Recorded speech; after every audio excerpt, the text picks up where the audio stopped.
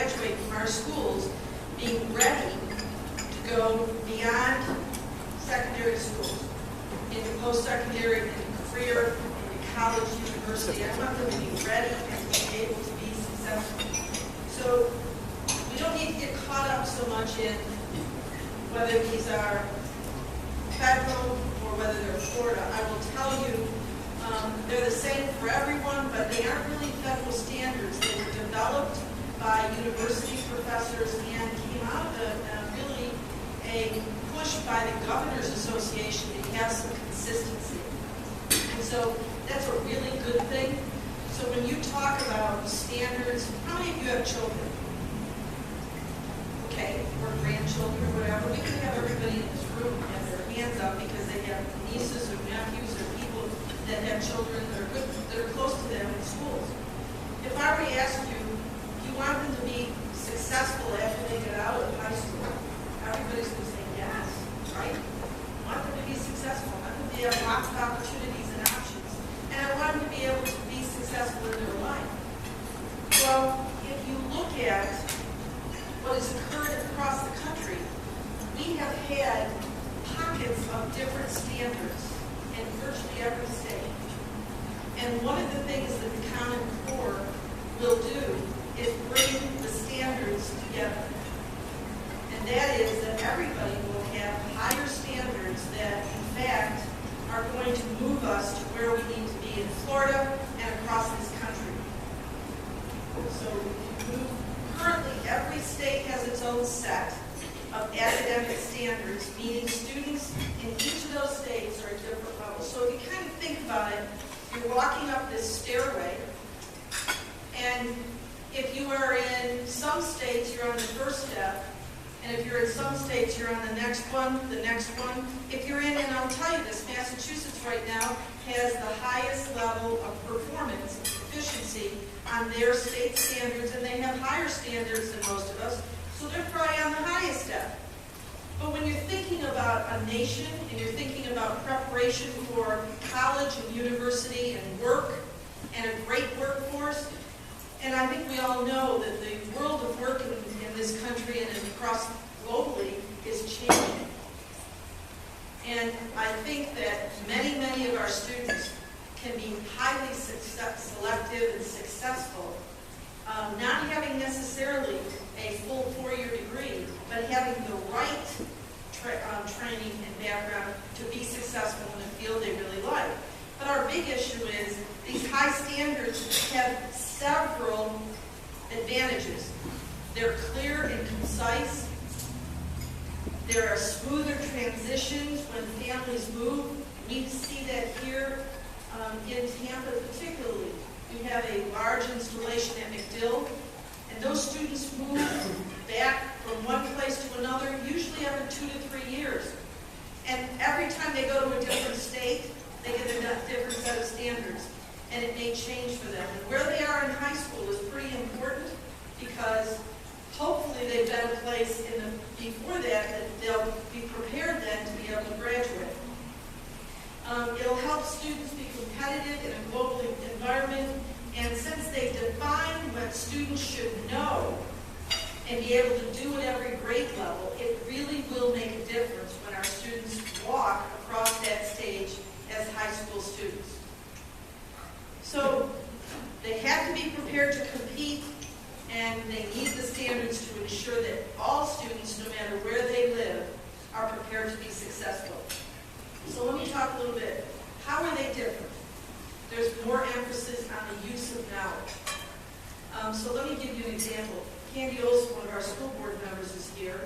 She has 3 grandchildren who happen to live out on the West Coast in Seattle area. I know from just things I've seen on her iPad that her grandchildren are able to use technology more than probably me and many of you in here. If you don't use technology all the time, you don't understand the power of it. But kids who are 3 and 4 are just using it like it's the end of their finger, right? I used to say it's like being able to use a pen or pencil, and people need to be able to use those tools for learning. Well, kids today are much more focused on the tools that they're using for learning. I don't know that we're getting them to where they need to be yet on how to use those tools for anything other than texting and doing quick little messages to their friends. That's what they're using it now. But the reality is, we can move that agenda.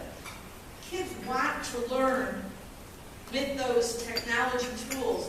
And we can't close our eyes to the fact that many of our students will become more engaged when they have something that they do use to text, and they're using it for learning, and we're teaching them to be able to use it for learning. That's a huge thing for us. There's less worksheets, less writing in class, everybody doing the same thing, and more kids working together to solve problems and to discuss issues. That's a huge part of it too. They're compacted, and all courses are really impacted. Let me give you an example. In Hillsborough County Schools, we are training our social studies teachers not on changing the content of an American history class, but in the pedagogy that they use to present that content. So the readings are the same, and they're going to read the Declaration of Independence, but they're going to read it, and then they're going to understand some of the specific words in it, then they're going to talk to their team members about it, and then they're going to report back to the group, and it becomes a powerful interactive discussion which uses so much more of their intellect to understand what's really on the page. So yes, the pedagogy and the strategies are a great thing. It isn't changing content in many of the subjects, and even in language arts and math. It's more how you teach. Can we still teach Shakespeare? Yes. You read it differently because you read it individually and then you talk about it to other people. You know when your kids are in front of a TV? They learn so much more if you sit next to them and talk about what's in front of them. That's how they interact, and that's how they're better. And so I think those things are really important. And the whole concept of Common Core is to teach kids how to have interactive conversations about problems. To read a lot of nonfiction, informational text, and then to use that information they get for solving problems. So it's more a what should students be able to do rather than what have they been taught. So the concept of a teacher, like most of us grew up with a teacher standing in front of the classroom and imparting information. And it's different. It is different. It more is, what do I want kids at the end of this class to be able to do so that when they walk out of this class, they understand how to become active learners. The world of learning and knowledge has just blown up. There are so many things that we don't have a ready handle on in our experiences of learning. But much of what we can do is teach kids how to be active learners for a very long time. And that strategy is something that cuts across people's perspectives on politics. It cuts across everything. It doesn't make any difference if you are an extremely conservative person or you're extremely liberal. The whole point is you want to be able to access information. And much of what we're talking about with this information and with Common Core has to do with that. So let me just tell you where we are in the phase of implementation. So in 2011-12, we were to implement with K-1. Now you might think, how did this change with kindergartners? It is different, very non-fiction kinds of things. You know, it used to be in kindergarten, it was all stories. It was all, how do I have a story? How can I find out what would happen in that story? Very fiction-oriented. We're now, in our kindergarten classes, having books that are about bugs. Okay? Kids love bugs. They want to read about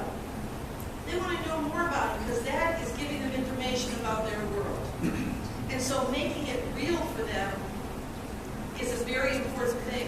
One of the challenges is to get quality nonfiction in front of children. So that's what we did in 11-12. In 12-13, we did a full implementation in grades K-1, and we did an implementation of the literacy programs that we have in our next grade levels in 6-12.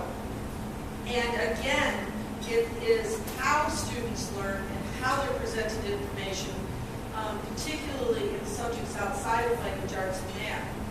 But I'm very excited about Hillsborough's approach to this and making sure that across the board we have an approach that uses the theory that kids will be more engaged in learning if they're doing things that they do a lot. So use the strategies that become real for them and help them to use that to be better learners. And the last stage is 14-15, where there'll be a full implementation and an assessment. So I guess the real issue is, what assessment? So if you looked at the governor's executive order, it isn't real clear what the assessment is. And honestly, I have to tell you, I have been involved in national meetings talking about all the different assessments. I think the most important thing is, number one, whatever assessment we use, it matches the standards. Okay? I am a teacher in a classroom. If I'm implementing strategies, if I'm doing this, if I'm making sure that in mathematics the kids really understand the concepts of multiplication, then I've got to make sure that the assessment that's given is a match to the depth of that concept and standard that I did on multiplication. So I've got no agenda on what the assessment should be. Florida was involved in the PARC, which is one of the national consortiums for assessment that was being developed. We, in fact, were the financial agent for that. And I don't care what assessment we use. All I say is the assessment has to match the standards, and it won't do any good to compare Florida to Massachusetts and know whether we're on a par with them, whether we're really ahead or we're behind, if we don't have common assessments.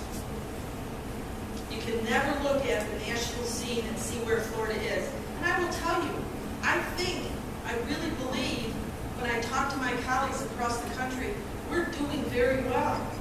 But when you have an FCAT, and then you have an MAT, and then you have a CAT, Massachusetts and California, you just don't know. And it's extremely important that we're in a position in this very competitive world. And as the governor says often, and I agree with him, the strength of Florida will be bringing in jobs to this community. What we prepare in our classrooms every day will be the reason that people come to Florida and relocate here, companies in Florida, and strengthen our economy. It's what we produce out of our K-12 system to make sure that there is a great workforce. And if we don't do that well, then that will reflect on this community and on the state, and I think in the bigger picture of the nation. So here's a couple things that are myths that I think it's important to talk about. These are on the Florida DOE website. So one of them is Common Core is a federal initiative. It really isn't. It really came out of the governors, and it really came because we knew we were falling behind. And if you look at the international studies and the PISA study, which is a test that is given internationally, we are ranked kind of in the middle and a little low. Now, I don't know, I don't want to be there as an American. I think it's real important for us to be competitive globally so that we can be successful. So I think that's an important thing. Another myth is the federal government is pressuring states to adopt Common Core standards. No state is required to adopt them. And I will tell you that, again, the agenda really came from the states. And let me give you just a little bit of context. Under No Child Left Behind, every state state had to have an assessment for that state. They had to be able to differentiate groups within that assessment so that they could have subcategory, subgroup data on every group. So we have how well did our white students do, how well did our African American students do, how well do our Hispanic students do, our Asian students. How well did our students with disabilities do, how well did our English language learners do. We had to be able to do that under No Child Left Behind. But everybody used a different test. And you couldn't compare across the states. So let me give you an example. If you were in Mississippi or Alabama, every school made adequate yearly progress. And if you were in Florida, maybe 40 or 50% made adequate yearly progress. So did adequate yearly progress mean anything? Because nothing was common and we didn't really know what everyone was doing, and it really caused more conflict and more confusion than it did anything else. And I think that there's something that I've been, as a superintendent, I have been extremely vocal about. I mean, I try not to be vocal about everything, but I've been extremely vocal about the fact that accountability is great. Accountability in a fair and valid way for schools, for teachers, and for kids is really important. And it's important to parents, and it's important to the government in Tallahassee that supports schools. We need to be able to say how well our schools are doing. And so a common accountability system is critical. But if you don't have a test that is common across the nation, a nation like ours, you can't do any comparison. So give me a common assessment rather than having multiple tests in every state. Another common myth, Common Core state standards will result in federally mandated curriculum. It is not curriculum. It is more the pedagogy that is used and the standards that have to be taught to. Teachers have lots of leeway. What is required is that they, in mathematics, for instance, go really deep in understanding a concept like multiplication, rather than doing it on in a narrow band in every class, in every grade. So early grades, they have to understand the functions of mathematics and really understand them. And so it spends a lot of time doing that. Did you ever have a child who was in middle school that didn't know the multiplication tables? Parents tell me that. It's not something that in our standards right now is really stressed.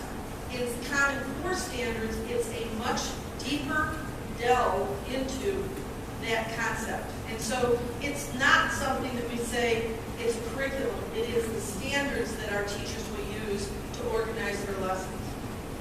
So the support that we've done for implementation, we've done training, instructional coaches, and stakeholders are used across the board for administrators, for teachers. We have peers and mentors in our schools helping with evaluations and using that as a key to help and have our teachers understand what Common Core is and what it looks like in a classroom. We've done website support, we've done summer professional development. Hillsborough County Schools has trained over 12,500 teachers over 2 summers and through the year in Common Core. Okay, we have about 17,500 teachers. Those of you who haven't heard my spiel before, we're the 8th largest district in the nation. This is the first year we're over 200,000 students. We have 254 school sites. We have 17,500, give or take a few, teachers and instructional staff, and we have a total of 30,000 staff members that are on our team in Hillsborough County Schools. So when I say we've trained 12,500 teachers, that's a lot of teachers. And they're using the strategies for Common Core in their classrooms. So these are some of our partners. The data center is with the University of Texas at Austin. They have a math institute that is really very well known, and they helped us to implement those deeper, more understanding in the mathematics standards. The Aspen Institute has helped with the design, the literacy design collaborative. Wireless Generation has been a great partner. And Microsoft Institutes. We have Microsoft Institutes that are part of our training for our teachers to use technology in their classroom. We also have Microsoft Academies in every one of our middle and high schools to prepare students and to allow them to get industry certifications on the Microsoft suite. Now you tell me, someone came in and they were 19 years old and they had applied for a job with you. And you knew it was beginning level, and you knew they were going to go to school part-time and work part-time. And they had certifications in Microsoft across the board. Do you think that makes them stand out a little bit? They can do a whole lot of things that many of us probably couldn't do because they understand the tools. And so that kind of emphasis is extremely important. I see Stacy Carlson is here. The Helios Foundation has been a huge partner with us. We are very lucky to have them in the state of Florida working with districts, particularly on mathematics and STEM education for our teachers and our students. So let's just put an agenda together. I'm talking about the use of these strategies, the use of technology for learning. Schools all will be wireless by probably May, and don't hold me to that, Ms. Olson, probably May of next year.